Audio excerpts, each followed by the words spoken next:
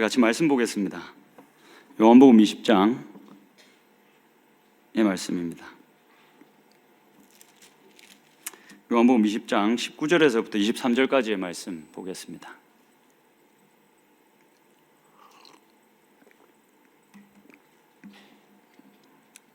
요한복음 20장 19절에서부터 23절 말씀 교독하겠습니다. 제가 먼저 읽겠습니다. 이날 곧 안식 후 첫날 저녁 때에 제자들이 유대인들을 두려워하여 모인 곳에 문들을 닫았더니 예수께서 오사 가운데 서서 이르시되 너희에게 평강이 있을지어다. 그리고 손과 옆구리를 보이시니 제자들이 주를 보고 기뻐하더라. 예수께서 또 이르시되 너희에게 평강이 있을지어다. 아버지께서 나를 보내신 것 같이 나도 너희를 보내노라. 이 말씀을 하시고 그들을 향하사 숨을 내쉬며 이르시되 성령을 받으라. 같이 읽겠습니다. 너희가 누구의 죄든지 사하면 사하여질 것이요 누구의 죄든지 그대로 두면 그대로 있으리라 하시니라. 오늘은 나도 너희를 보내노라 라는 제목으로 요한복음의 말씀을 같이 좀 살펴보겠습니다. 셀 교환이 오늘은 없습니다. 제가 셀 교환까지 준비할 시간이 없었습니다. 양해를 부탁드립니다. 다음 주부터는 우리 마가복음이죠. 마가복음 같이 계속 말씀 나누면서 셀 교환도 이제 빠지지 않고 나올 수 있도록 그렇게 하겠습니다. 안식 후 첫날입니다. 예수님이 죽으시고 부활하셨습니다. 예수님이 십자가에 달리셨을 때만 해도 제자들이 모든 것이 끝났다라고 생각을 했습니다. 근데 그 사이에 이제 여러 여인들과 그리고 이제 제자들이 예수님의 빈 무덤을 확인하고 예수님이 살아나셨다. 예수님이 약속하신 대로 그리고 성경에 기록되어진 대로 예수님이 살아나셨다라는 이야기가 돌기 시작했습니다. 그래서 이 제자들이 원래는 이제 갈릴리로 돌아가야 하는데 갈릴리로 돌아가지 않고 예루살렘에 계속 머물러 있었습니다. 원래 이 사람들이 갈릴리 사람들이지 않습니까? 대부분의 제자들이 갈릴리 사람들이지 않습니까? 근데 예수님이 그들의 메시아가 될 줄 알았는데 허망하게 십자가에 못 박혀 죽으셨습니다. 그래서 모든 희망이 다 끝났다라고 생각했는데 다시 뭔가 예수님이 살아나셨다라는 희망적인 이야기가 들리기 시작하자 이들이 갈릴리로 돌아가지 않고 예루살렘에 머물러 있었습니다. 예루살렘에는 여러분 사실 여전히 위협이 있었습니다. 이제 새로운 이런 하나님 나라 운동을 예수님이 일으키셨고 그렇게 하나님 나라가 여기 왔다라고 증언하셨고 또 하나님 나라가 여기 왔음을 우리가 마가복음을 계속 살펴본 것처럼 예수님의 삶과 행동으로 보이셨습니다. 공동체에서 소외된 자들을 위로하셨고 그들을 보듬으셨고 또 상하고 깨어진 자들을 손으로 만지시며 끌어안으시며 그렇게 새롭게 회복되게 하셨습니다.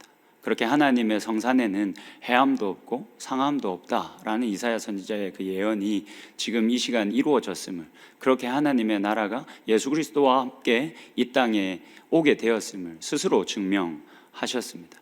그런 하나님 나라의 운동을 이 유대인들이 달가워하지 않았습니다. 특별히 이 성전을 중심으로 기득권을 가지고 있던 사람들이 새로운 하나님의 나라의 운동을 이끌고 있는 예수님에게 많은 주목이 쏠리자 많은 관심이 미안합니다. 고생한 거 티내려고 이렇게 하는 게 아니라 진짜 목이 좀 안 좋은 겁니다. 이게 쏠리자 예수님을 그렇게 좋아하지 않았습니다. 그래서 내내 예수님에게 예수님의 사역에 딴지를 걸고 시비를 걸다가 결국은 로마를 등에 업고 예수님이 십자가에 달려 죽음을 맞이하게끔 했습니다. 그래서 이제 그 예수님이 그렇게 죽었고 예수님이 따르는 제자들은 덩그러니 살아 있었습니다. 그러면 이 유대인 지도자층의 이 칼날은 누구를 향하겠습니까? 당연히 제자들을 향하겠죠. 이제 우두머리를 없앴으니 그를 따르던 제자들까지 없애야 이 새로운 하나님 나라의 운동을 완전히 없앨 수 있지 않겠습니까?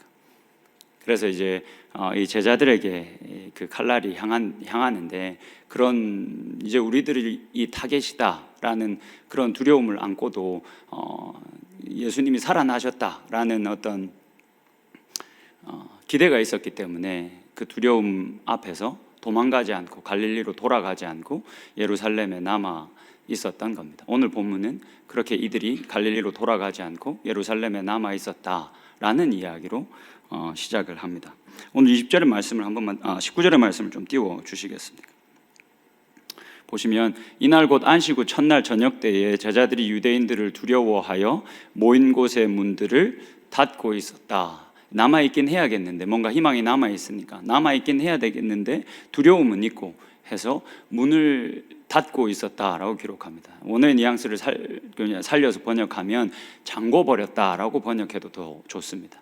그러니까 문을 꼭 잠궈놓고 혹시나 이 유대인 지도자들이 와서 자기들까지 공격할까봐 문을 꼭 잠궈놓고 있었다라고 이야기합니다.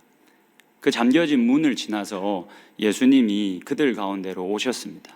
서서 이르시되 너희에게 평강이 있을지어다 라고 아무렇지도 않게 인사하셨습니다. 제자들에게 나타나셔서 이렇게 인사하셨습니다.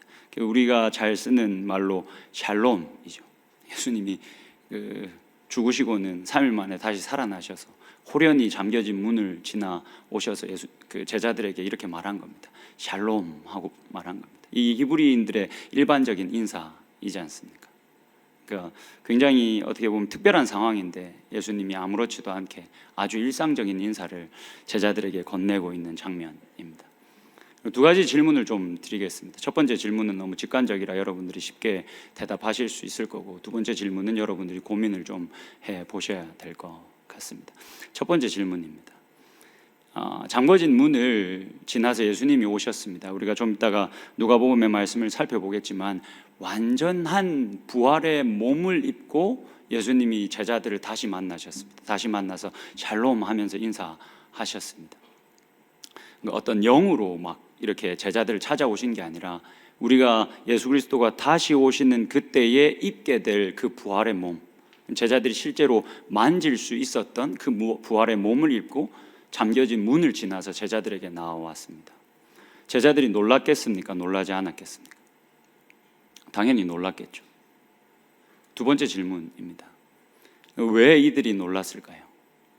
왜 제자들이 놀랐을까요? 일단은 당연히 예수님이 부활하셨다, 정말 부활하셨구나 라는 것 때문에 놀랐을 겁니다. 그리고 부활의 몸을 입으셨음에도 불구하고 그 닫혀진 문을, 잠궈진 그 문을 지나서 오셨기 때문에 엄청 놀랐을 겁니다. 근데 오늘 본문의 평행구절이 되는 누가복음을 좀 우리가 살펴보면 단지 그런 기적을 예수님이 죽었다가 다시 사셔서 3일 만에 다시 제자들에게 보여주신 것 때문에 제자들이 놀란 게 아니다라는 걸 알 수 있습니다. 물론 그것 때문에 놀랐습니다. 근데 그것보다 훨씬 더 큰 이유가 있었습니다. 왜 제자들이 놀랐는지에 대해서 우리가 누가복음의 말씀을 같이 좀 살펴보면 좋겠습니다.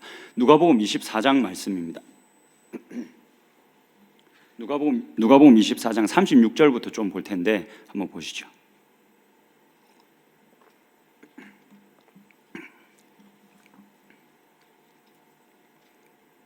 36절입니다. 이 말을 할 때에 예수께서 친히 그들 가운데 서서 이르시되 너희에게 평강이 있을지어다 하시니 37절입니다.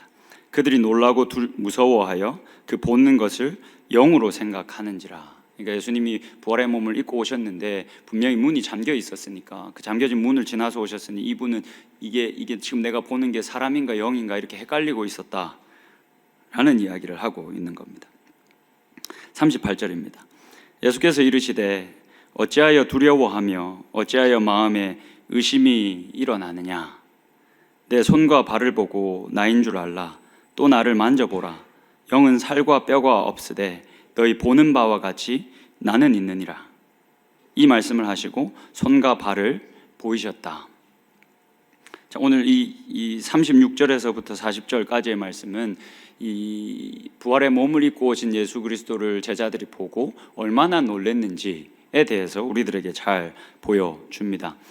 성경을 계속해서 조금 보겠습니다. 41절과 42절을 계속 좀 보겠습니다. 그들이 너무 기쁨으로 아직도 믿지 못하고 놀랍게 여길 때에 이르시되 여기 무슨 먹을 것이 있느냐 하시니 이에 구운 생선 한 토막을 드리니 받으사 그 앞에서 잡수시더라.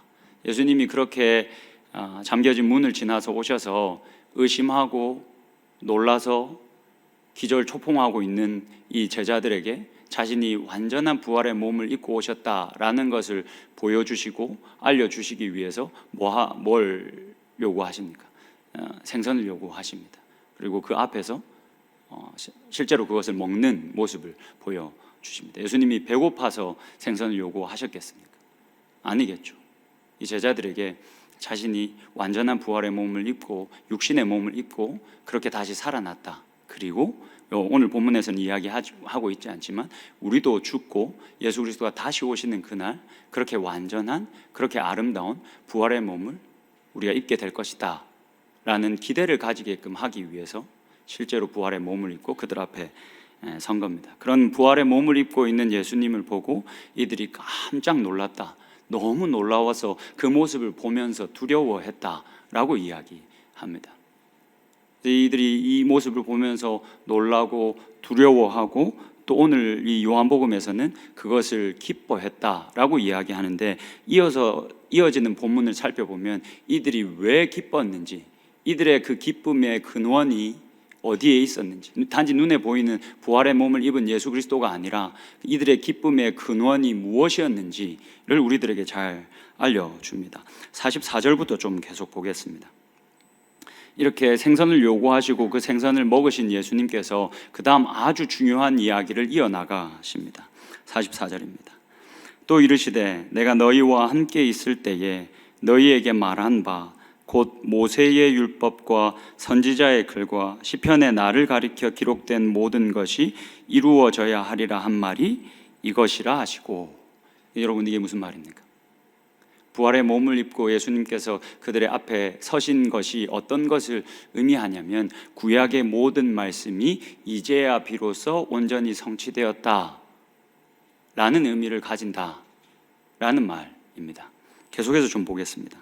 이에 그들의 마음을 열어 성경을 깨닫게 하시고 또 이르시되 이같이 그리스도가 고난을 받고 제3일에 죽은 자 가운데서 살아날 것과 또 그의 이름으로 제사함을 받게 하는 회개가 예루살렘에서 시작하여 모든 족속에게 전파될 것이 기록되었으니 너희는 이 모든 일의 증인이니라.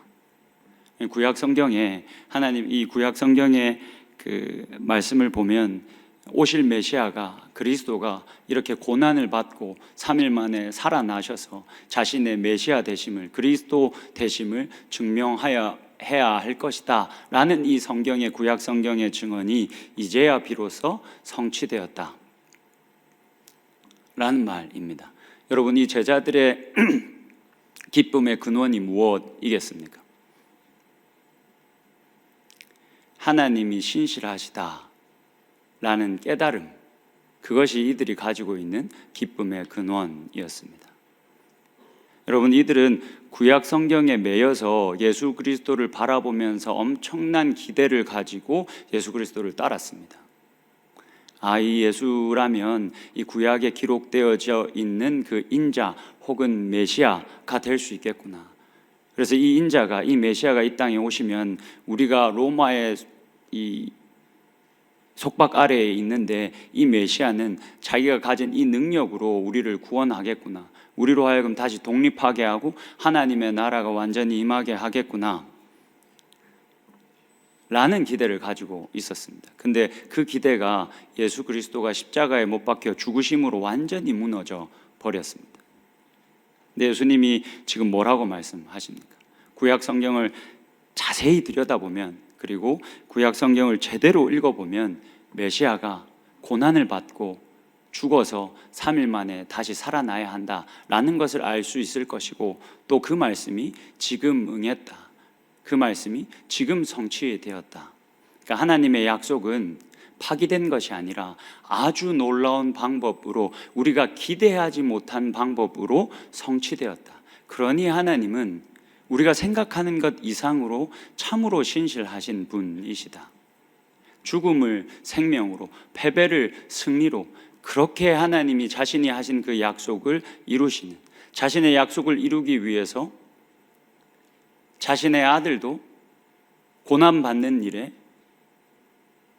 아까워하지 않고 자신의 아들을 내어주시는, 그렇게 신실하신 분이시다라는 깨달음,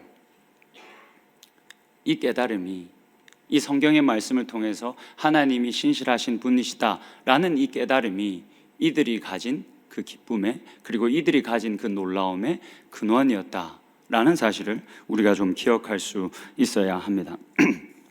이어서 말씀을 계속 좀 보겠습니다. 20절의 말씀입니다. 본문으로 돌아가서 20절의 말씀을 좀 보겠습니다.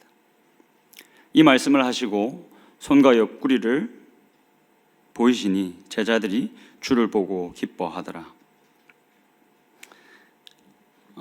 제자들이 부활의 몸을 입고 오신 예수님의 그 몸을, 상한 몸을 직접 만져보고 그것을 기뻐했다라고 이야기합니다. 근데 사실 이렇게 제자들이 그것을 확인한 다음에 기뻐했다라는 이 표현은 우리가 생각하는 것보다 훨씬 더 중요한 의미를 가지고 있습니다. 요한복음에서는 예수님이 이미 이전에 제자들에게 그 슬픔이 변하여 기쁨이 될 것이다 라는 약속을 주셨습니다.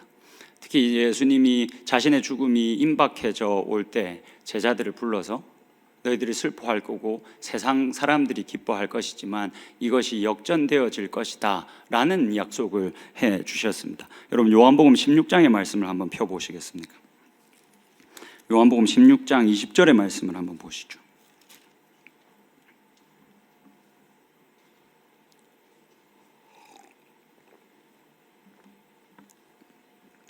예수님이 자신의 이 고난받는 시기가 점점 더 가까이 올 때 제자들을 불러다가 이렇게 말씀하셨습니다. 요한복음 16장 20절에서부터 22절 말씀입니다.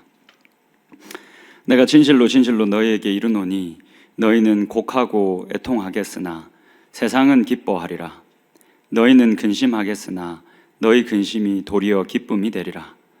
여자가 해산하게 되면 그때가 이르렀으므로 근심하나 아기를 낳으면 세상에 사람 난 기쁨으로 말미암아 그 고통을 다시 기억하지 아니하느니라.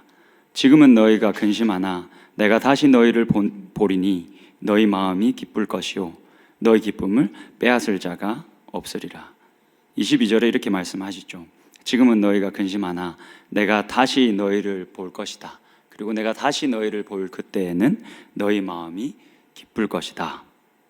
그리고 너희 기쁨을 빼앗을 자도 없을 것이다. 예수님이 이렇게 약속하셨고 실제로 살아나셔서 제자들과 만나셨고 그렇게 부활하신 예수 그리스도를 만났기 때문에 제자들이 기뻐했다. 그렇게 하나님의 약속이 응하게 되었다. 성취되어졌다라는 이야기를 합니다. 여러분, 기쁨이라는 것은 사실 하나님 나라가 가지는 하나의 표지다라고 할 수 있습니다. 하나님 나라가 임하는 곳에는 항상 여러분 기쁨이 있다라는 사실 알고 계십니까? 예수님이 가는 곳마다 그렇게 하나님 나라가 확장될 때마다 눈물이 변하여 춤이 되었고 슬픔이 변하여 기쁨이 되었다라는 것을 우리가 마가복음을 쫓아가면서 계속해서 보고 있습니다. 하나님의 나라가 임하면 그곳에 기쁨이 가득하다라는 것은 선교 현장에 가도 잘 볼 수 있는 것 같습니다.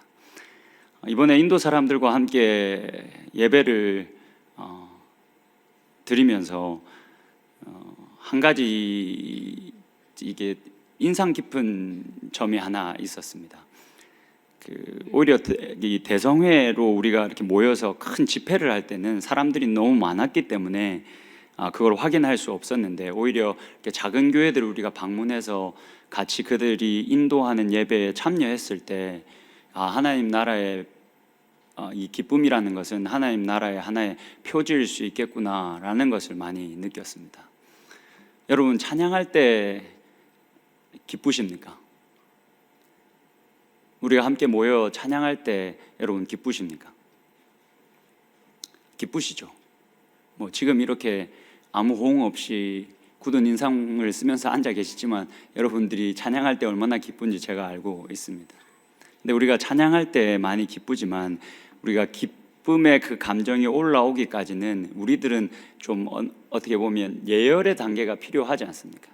이렇게 찬양 인도자가 엄청난 뭐라 그럴까요? 기술이라고 하면 좀 그렇지만 어쨌든 이렇게 잘 여러분들을 인도해서 여러분들의 마음이 하나님께로 더 가까이 가고, 그래서 기쁘게 찬양할 수 있도록 이렇게 그 찬양 인도하시는 분들이, 찬양팀이 여러분들을 이 여러 세션들이 이렇게 잘 예열해 주지 않습니까? 근데 제가 인도 사람들하고 예배를 같이 드리면서 놀란 하나의 어떤 모습은, 이 사람들은 예열이 필요 없다는 겁니다. 찬양을 시작하면 시작하자 반주를 땅 하자마자 이 사람들 춤추기 시작합니다. 기가 너무 아팠습니다. 너무 큰 소리로, 그러니까 제 예열이 없습니다, 여러분. 우리처럼 뭐 이렇게 막 기도하고 뭐 또 잔잔한 마음으로 이렇게 또 묵상하고 이런 거 없습니다. 예배 시작하면서 바로 이 빠르게 찬양을 하는데, 그때부터 뭐 바로 쟁가 하면서 뭐 우리는 알 수는 없으니까, 하여튼 우리 세션들보다 확실히 실력은 뭐 비교할 수가 없습니다. 이게 나도 올라가서 쳐도 저동조는 칠 수 있겠다 싶은데, 하여튼 막 쟁가 막 우닥닥닥 하는데 그렇게 기뻐할 수가 없습니다. 그렇게 기쁨으로 춤을 추고 예배할 수가 없습니다. 그래서 제가 그 모습을 한참 이렇게, 어차피 이해는 안 되니까 이 모습을 이렇게 바라보면서, 어떻게 보면 실력적인 면에서는 우리가 훨씬 더 뭐 월등하다라고 할 수 있을지 모르겠지만, 이들이 가지고 있는 어떤 그 기쁨은, 그 하나님 나라의 표지라고 할 수 있는 이 기쁨은 우리가 가진 그 기쁨보다 훨씬 더 이 사람들이 월등하지 않는가? 우리는 정말 이 하나님 나라의 표지인 기쁨이 우리들의 삶에 가득한가? 그래서 예배 시작함과 동시에 어떤 준비도 필요 없이 그냥 예배를 드릴 수 있다는 것만으로도 마음껏 춤추고 찬양하고, 특별히 어떤 예배를 기획하지 않아도 그렇게 우리는 예배할 수 있어야 하지 않는가? 왜 우리는 그것이 되지 않는가? 만약 그것이 우리가 되지 않고 있다면 우리들 안에 하나님께로 나아가는데 너무 많은 것들이 장애물이 되어져 있는 건 아닌가? 우리가 가지고 있는 죄, 우리가 가지고 있는 여러 가지 바쁜 일들, 이 모든 것들이 켜켜이 쌓여서 우리는 지금 하나님과 이만큼 멀어져 있는 건 아닐까? 이 사람들 우리들보다 훨씬 더 단순하게 살아서 그런 장애물이 하나 없이 그냥 시작과 동시에 하나님을 기뻐할 수 있는 건 아닐까? 그렇다면 하나님이 어떤 예배를 더 기뻐하실까? 그런 생각으로 좀 생각이 많아지는 시간이었습니다. 오늘 본문에서 증언하고 있는 것처럼 부활하신 예수 그리스도가 그곳에 오시고 그렇게 하나님의 나라가 완전히 보여졌을 때, 그곳에 그 제자들이 그 놀람을 뛰어넘은 기쁨이 있었다라고 이야기합니다. 여러분, 하나님의 나라를 보고 살아가고 그 하나님 나라 안에서 하나님과 같이 호흡하고 살아가는 사람들에게는 기쁨이 있습니다.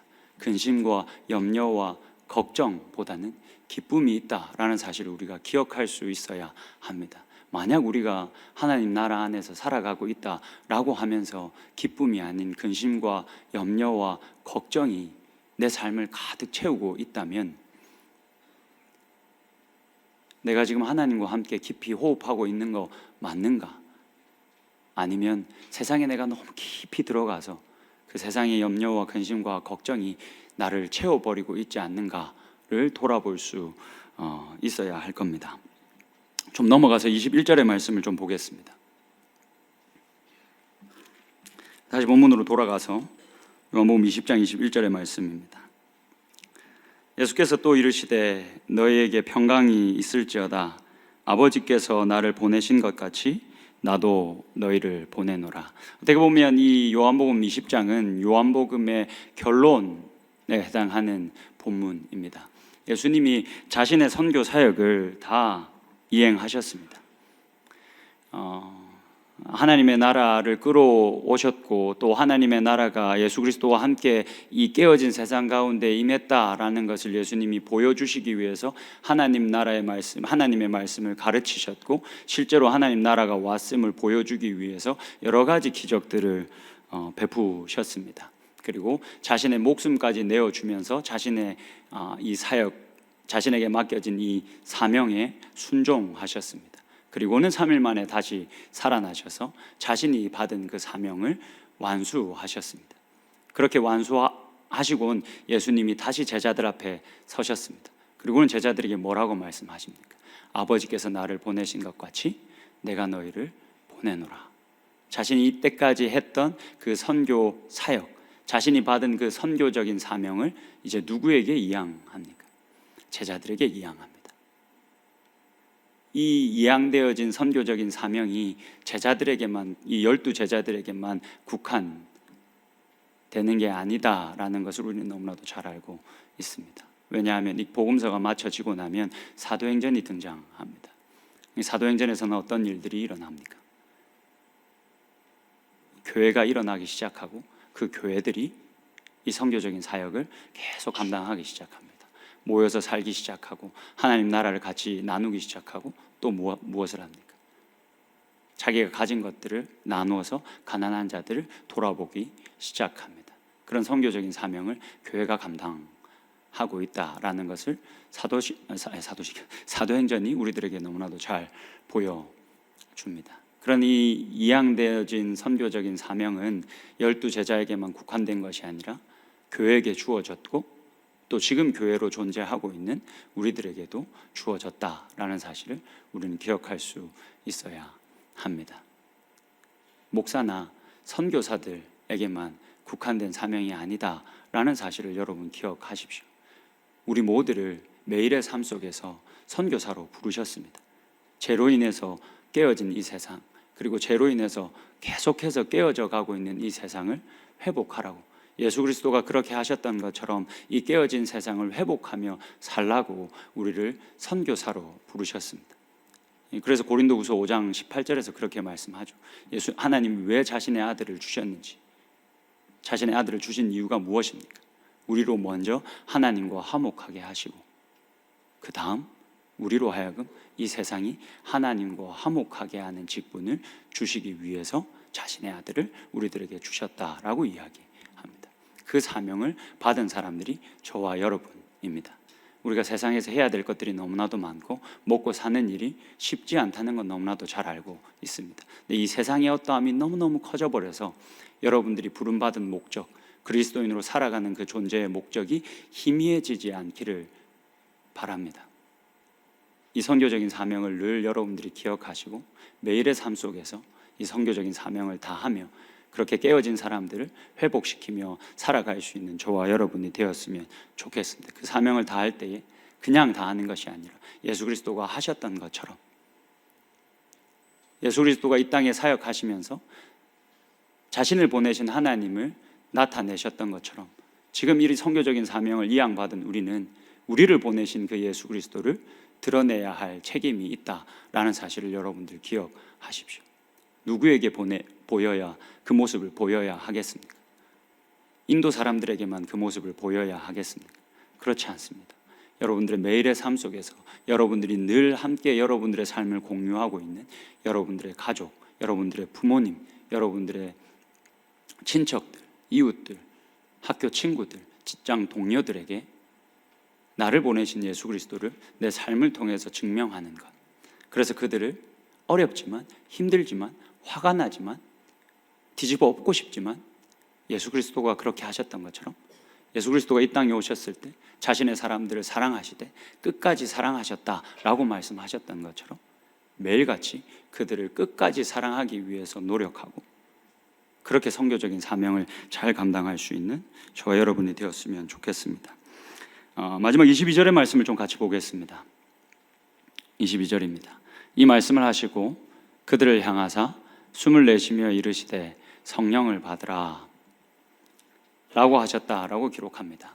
여러분, 예수님이 자신의 선교적인 사명을 이제 교회에게 맡기셨습니다. 우리들에게 맡기셨습니다. 제자들에게 맡기셨습니다. 근데 그 사명을 맡기시면서 그냥 덩그러니 우리를 세상에 내보내지 않으셨습니다. 성령을 선물로 주셨습니다. 우리를 그냥 가게 하신 것이 아니라 성령을 주셔서 그 성령을 힘입어 이 사역들을 감당하게 하셨습니다. 이번 인도 선교를 가신 분들은 아마 우리가 함께 예배를 드리는 그 시간 속에서 성령 하나님이 우리와 함께 하신다, 거룩한 영이 우리와 함께 하신다라는 사실을 그냥 직관적으로 볼 수 있었을 겁니다. 그와 동시에 악한 영도 우리를 대적하고 있다라는 것도 여러분들이 볼 수 있었을 겁니다. 우리가 예배하는 가운데 악한 영이 들어와서 우리가 예배할 때, 지파크람 교회에서 예배할 때 여러분 기억하십니까? 한 여인이 뒤에서 쓰러져서 소리치고 그 예배를 계속해서 방해했던 장면들을 여러분들 기억하실 겁니다.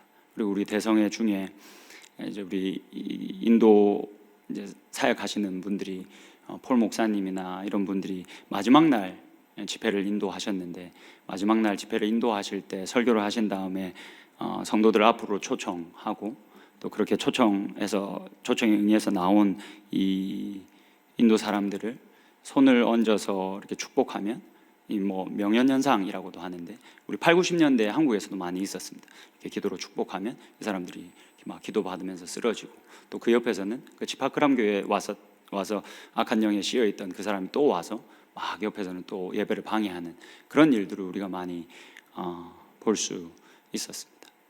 하나님께서 우리를 보내시는데, 우리는 지금 이 영적 전쟁이 계속되고 있다라는 사실을 잘 느끼지 못하고 살아갑니다. 왜냐하면 지금 이 사회가, 지금 이제 이 한국 사회는 너무 고도로 성장을 했기 때문에 그럴 겁니다. 근데 한국 교회에서도 8, 90년대에 이런 일들이 진짜 많이 있었습니다. 저도 한 번씩 이야기를 했지만 제가 어렸을 때 섬겼던 개척교회에는 끊임없이 귀신 들린 사람들이 있었습니다. 끊임없이 귀신 들린 사람들이 교회를 찾아와서 예배를 방해하고 이런 일들이 있었습니다. 그리고 제가 섬겼던 그 교회 담임 목사님도 저희 아버지가 열이 심하게 났을 때, 저도 그런 장면을 처음 봤는데, 어머니가 아버지 상황이 너무 안 좋으니까 그때는 그랬습니다. 병원을 찾기보다 그 병이 나면 무조건 목사님을 찾아갔습니다. 지금 근데 이야기를 들어보니까 지금 인도도 그와 비슷한 상황이더라고요. 그래서 담임 목사님한테 전화를 드렸는데, 담임 목사님이 전화를 받으시고는 이 전화기 너머로 기도하시는데, 그 기도를 듣고 아버지가 아멘 하시는데 진짜 거짓말처럼 열이 그 자리에서 바로 쭉 떨어지더라고요. 그런 일들이 지금 인도에는 그대로 일어나고 있습니다. 여러분들 아마 청년분들은 다 좀 일찍, 저만 남겨놓고 청년분들이 다 빨리 가셔서 그 전도 선교사님이 사역하시는 교회는 못 가셨겠지만, 그 교회에서도 이렇게 불구가 왔다가 전도 선교사님이 기도했더니 그 자리에서 일어나고, 암 환자가 기도했더니 그 암이 없어지고, 이런 일들이 계속해서 일어나고 있습니다. 여러분, 이것이 무엇입니까? 우리가 보고 있는 것처럼 복음서에서 하나님의 나라가 왔다라는 것을 처음에 우리들에게 직관적으로 보여주기 위해서 성령이 그렇게 일하신다라는 것을 보여주는 것입니다. 인도에는 지금 그런 일들이 막 일어나고 있습니다. 성령이 여기 계시고 하나님 나라가 여기 왔다. 그래서 목사님들이 기도하면 그런 놀라운 기적과 같은 일들이 일어나고 있다라는 것을 아마 선교를 같이 가신 분들은 확인할 수 있었을 겁니다. 그런데 여러분, 그러면 한국 교회에서는 왜 그런 일들이 일어나지 않습니까? 여러분들 왜 아픈데 저한테 전화 안 하십니까? 능력이 그렇게 없어 보입니까? 사실 없는 건 맞긴 합니다. 여러분, 복음서가 그렇게 예수 그리스도가 오셔서 그렇게 직관적으로 하나님 나라가 임했다라는 것을 복음서에서 그렇게 보여준 다음에 그 이야기가 이제 사도행전으로 넘어갑니다. 여러분, 사도행전으로 넘어가면 어떤 일들이 있습니까? 그런 기적들이 서서히 줄어듭니다. 그런 기적들이 서서히 줄어들면서 뭐가 이제 부각이 되냐면 하나님의 말씀이 부각이 됩니다. 사도행전 초반부부터 사도행전 기자가 어떤 이야기를 계속 강조하냐면 하나님의 말씀이 흥왕했다, 하나님의 말씀이 흥왕했다라는 이야기들을 계속 합니다. 그러니까 하나님께서 그렇게 하나님의 나라를 확장시켜가는 방법입니다. 초반에는 직관적으로 그런 일들을 보이시고, 그렇게 해서 이렇게 하나님의 나라가 온 것을 확인한 사람들을 통해서 그 다음부터는 이 하나님의 말씀을 흥왕케 하시면서 하나님이 어떠한 분이신가, 그리고 하나님 나라는 어떻게 운영되어져 가는가는 이런 것들을 알게 하시고, 그 다음 그러한 방법으로 하나님 나라가 확장되게 하십니다. 그리고 그 시간 속에서도 성령은 아주 중요한 역할을 합니다. 요한복음에서도 16장에서 잘 알려주고 있는 것처럼 성령은 바울이 표현하는 표현대로 하면 지혜와 계시의 영입니다. 성령이 하는 아주 중요한 역할이, 가장 중요한 역할이 우리를 모든 진리 가운데로 인도하는 것. 성령이 오시면 하나님의 말씀을 깨닫게 되는 것. 성령이 지금도 그 일을 우리들 가운데 하고 있고, 하나님께서 우리들을 하나님 나라 이 확장하는 이 사역에 부르셨고 이 일들을 하게 하시는데, 여전히 성령은 그 안에서 중요한 역할을 하고 있다라는 사실을 우리는 기억할 수 있어야 하겠습니다. 마지막 23절 보고 마무리하겠습니다. 너희가 누구의 죄든지 사하면 사하여질 것이요 누구의 죄든지 그대로 두면 그대로 있으리라 하시니라. 예수님의 권세가, 사명뿐만이 아니라 예수님의 권세가 우리에게 이양되어졌다라는 사실을 우리가 기억할 수 있으면 좋겠습니다. 선교 간증 하나만 하고 좀 마치겠습니다.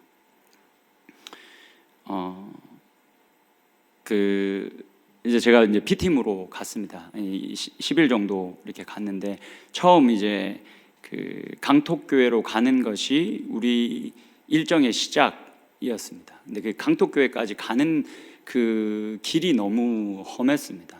그러니까 인천에서 출발해서 방콕에 떨어졌고, 방콕에서 인도 콜카타 지역으로 갔고, 또 콜카타에서 비행기를 또 타고 박도그라 공항까지 갔고, 박도그라 공항에서 차를 타고 강톡교회까지 가야 했습니다. 그러니까 잠을 한 2, 3일 동안 제대로 못 잔 채 계속 이동을 해야 했습니다. 그래서 이제 어렵게 이제 이 강톡교회를 딱 갔는데, 가는 내내 사실 마음이 너무 불편했습니다. 여러분, 인도가 모르겠어요. 다른 쪽은 어딘지 모르겠지만 인도를 다 가본 건 아니니까, 우리가 간 그 지역에는 이 먼지가 진짜 여러분 장난 아니었습니다. 우리가 미세먼지가 심하면 그 농도가 한 70 정도 되지 않습니까? 인도는 여러분 기본 얼마인 줄 아십니까? 400입니다. 400. 가는 길에 이 흙먼지밖에 없습니다. 그리고 가는 길에 있는 모든 나무들의 잎 색깔이 은색입니다. 은색. 이 먼지가 앉아가지고 모든 나무의 잎이 은색입니다. 이렇게 먼지색인 거죠. 그래서 가고 이렇게 그 강도교로 가는 차 안에서 마음이 계속해서 불편했습니다. 이 사람들은 여기서 나고 자라고 여기서 죽을 텐데 이거 너무 억울한 일 아닌가? 이 사람들 이게 얼마나 억울한 일인지 알기나 할까? 다른 어떤 사람들은 엄청난 풍요 속에, 맑은 공기 속에 막 이 부가 넘쳐나서 떵떵거리면서 사는데, 이 사람들은 뭔 죄라고 이 먼지구덩이에서 평생을 살아야 하나? 사실 하나님 너무 불공평하신 거 아닌가? 라는 생각에 마음이 너무 불편했습니다. 근데 막 가는 길이 쉽지 않았고, 이 사람들이 운전이 여러분 장난이 아닙니다. 인도에 차선이 간혹 있는데 차선을 왜 그어 놨는지 모르겠습니다. 이게 그냥 먼저 가면 자기가 가는 차선인 겁니다. 이게 반대편이고 뭐고 다 필요 없습니다. 자기가 먼저 가면 짚으면 임자한 겁니다. 그러니까 우리를 태우고 달리는데 총알 택시도 그런 총알 택시가 없는 겁니다. 와, 그래서 가는 내내 너무 이 불편한 마음과 불안한 마음이 계속 공존했습니다. 살아서 가야 될 텐데. 그래서 이제 강톡교를 도착해서 딱 갔는데, 이분들이 우리를 너무 환대해 주시는 겁니다. 이거 뭐 다음에 나눌 기회가 있으면 나누면 좋겠는데, 제가 생각했던 것 이상으로 이분들이 너무 환대해 주셨습니다. 미안할 정도로, 아무 생각 없이, 큰 그런 기대 없이 온 내가 너무 죄송할 정도로 우리를 가족처럼 환대해 주셨습니다. 그래서 더 복잡해진 마음을 가지고 예배 자리에 앉았는데, 이분들이 이 찬양을 드리더라고요. 사실 제가 이분들이 드린 찬양을 되게 좋아해서 제 핸드폰에 영상까지 다운받아서 제가 심심하면 그 영상을 이렇게 플레이해서 듣고 보곤 합니다. 여러분 한번 영상 제가 부탁을 드렸었는데 혹시 틀어주실 수 있겠습니까?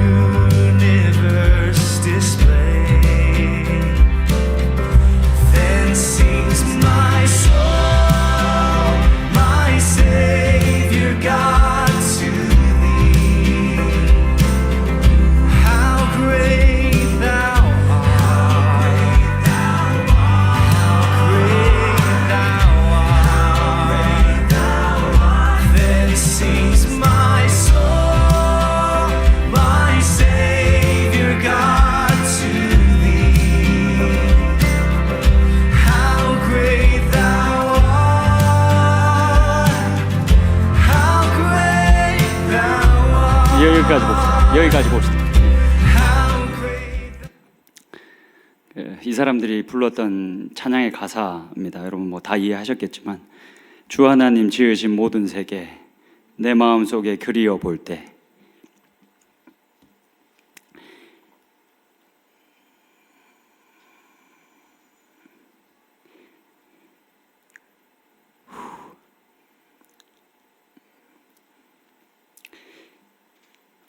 다 아시죠? 내가 안 불러줘도 다 아시죠? 하늘의 별 울려 퍼지는 내성, 주님의 권능 우주에 찾네. 주님의 높고 위대하심을 내 영혼이 찬양하네.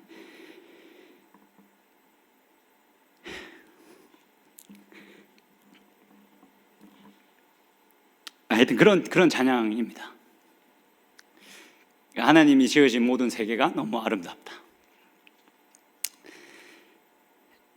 근데 이렇게 그 찬양이 이렇게 멋지지도 않았고 그렇게 아름답지도 않았습니다. 이 사람들의 실력도 엉망이었고, 이 사람들이 부르는 그 장소는 너무 좁았고 냄새도 났고 먼지로 가득했습니다. 이 찬양을 들으면서 왜 이 사람들이 자기들이 왜 이 하나님이 지으신 세계가 아름답다라고 할까?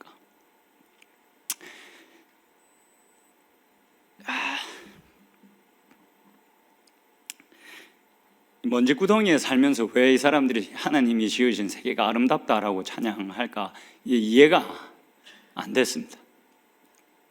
진짜 억울한 인생을 사는 것 같은데 왜 이 사람들은 이 뜻이나 알고 이 찬양을 하는 건가?